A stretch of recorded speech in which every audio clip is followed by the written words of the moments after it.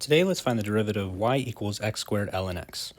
To do that, we're going to need something called the product rule. And the product rule states that the derivative with respect to x in this case of a function f of x times another function g of x is just going to be equal to f prime of x times g of x plus f of x times g prime of x.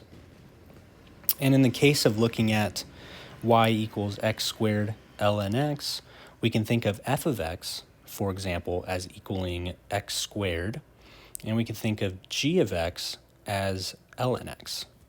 So now that we have our two functions, let's go ahead and find the derivatives of both. And the derivative of x squared is going to be just 2x, and the derivative of ln x, of course, is 1 over x.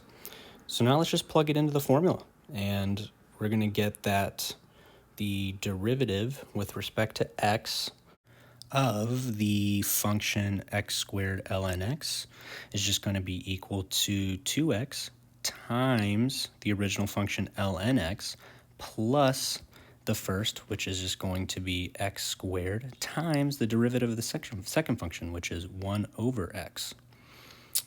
And just doing a little bit of simplifying here, we get 2x ln x plus x. And that's it. That's the answer.